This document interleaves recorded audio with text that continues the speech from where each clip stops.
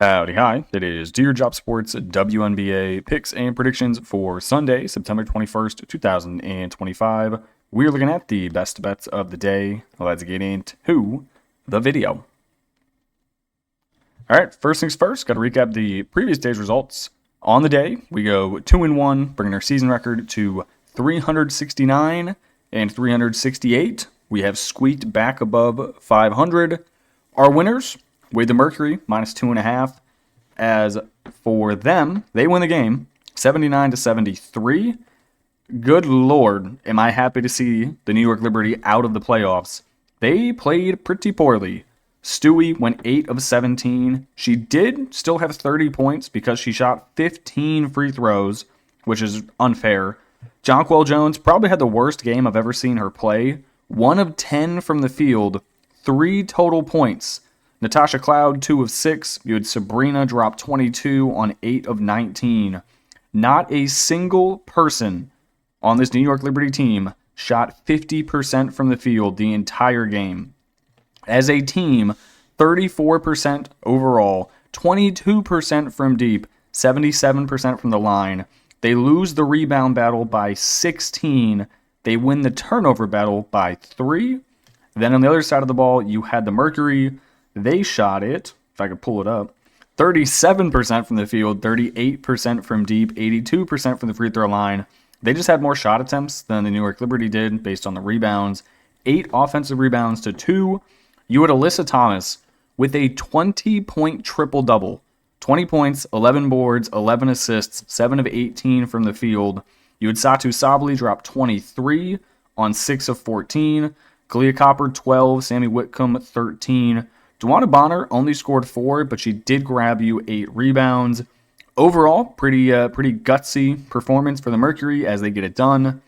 Then ATPRA finally hits as she has that triple-double, 20-point triple-double. 33.5, she flew over that number. She landed on 42.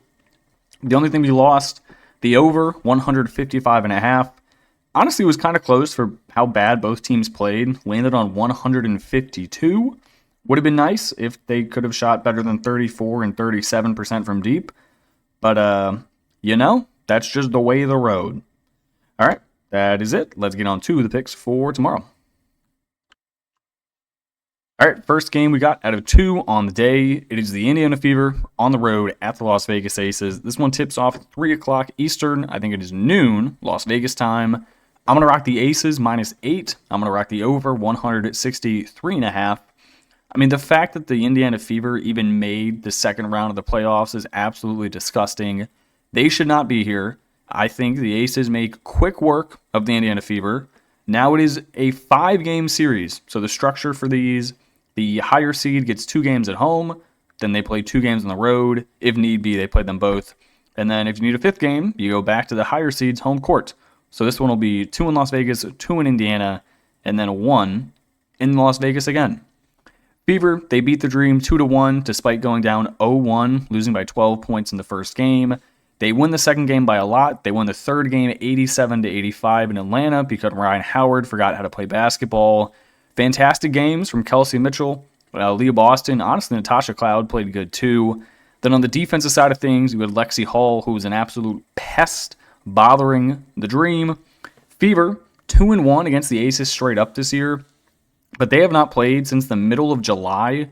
A lot of injuries have happened since the middle of July. Cunningham went down, McDonald went down, Bibby went down. That's a lot of pieces to be missing. And against a Las Vegas Aces team who has lost a single game in their last 19, or is it 18, I don't think that's going to go well. Aces, they just barely squeaked by the Storm, 74-73. Asia Wilson, the only one who can put the ball in the hoop, even though Jackie Young did have that putback layup to really advance them. It was still mostly just Asia. She dropped a total of 88 points in that 3-game series. 88 in 3 games. They're going to need a lot more production off the bench from Jewel Lloyd. Honestly, from Jackie Young as well, and Chelsea Gray. Chelsea Gray's kind of been quiet on the offensive production. Good on defense, but they're going to need her to shoot the ball a little bit better.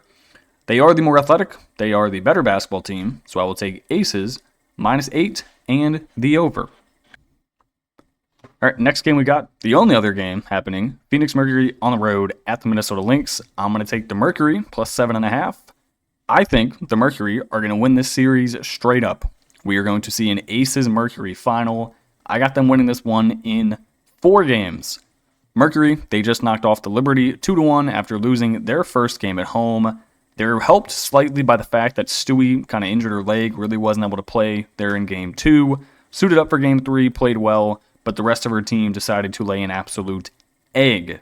Matchup-wise, I actually think they match up really, really well against the Lynx. The Lynx struggle with size down low. That is one thing the Mercury have. You have AT, Satu Sabali, Natasha Mack. You have Westbeld off the bench. That is a decent amount of size that you have in that lineup. I also like their guard play, especially Kalia Copper. One of the Lynx' weakest defenders is McBride. That is going to be a nightmare defending situation against Kalia Copper. One of the best mid-range players in the game. Been working on a three-point shot. Can get to the hoop really whenever she wants. So I think Kalia Copper is about to have herself a series. Lynx, they got a nice, relatively 2-0 easy win against the Valkyries. Even though they did almost lose game 2, they came back. They are 3-1 against the Mercury this year straight up. They have won by 3, 21, and 13. Their loss came by 8 points to the over-under. This line would have been 3-1 on the season. So really the Lynx are 2-2 to this number against the Mercury on the spread, 3-1 to this number for the over in their 4 games they've played this year. I don't think laying this many at home in game 1 is going to be very doable. The Lynx have gotten off to ridiculously slow starts in both games, losing the first quarter by more than 5 points in both of them. So I will take Phoenix Mercury plus 7.5. Wouldn't mind a little first half cover here as well, and the over 157.5. All right, now we got 2 player props.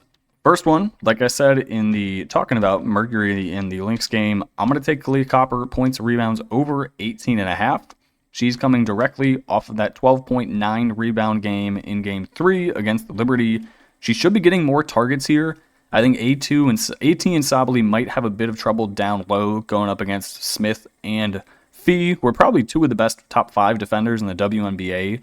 McBride is their weak point. Kalia Copper should be a target. The only slight concern would be if they bring Dejanay Carrington off the bench just for matchup purposes against Copper. We'll have to see how that goes. This might be a one-and-done kind of thing if they do bring Dejanay off the bench to guard her, but we'll see. Then next to Asia Wilson, PRA over 39.5. I think this is a must-bet. She's been an absolute animal in the playoffs so far. She's hit her PRA in every single game. Her points alone have been 29, 21, 38.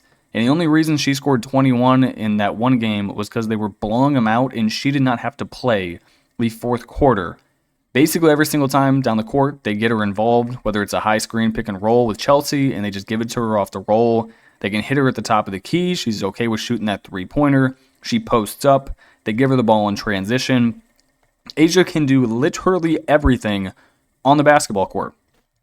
All right, that is going to do it for me in this video. I appreciate you guys watching and tuning in. And I will catch you in the next one. Peace.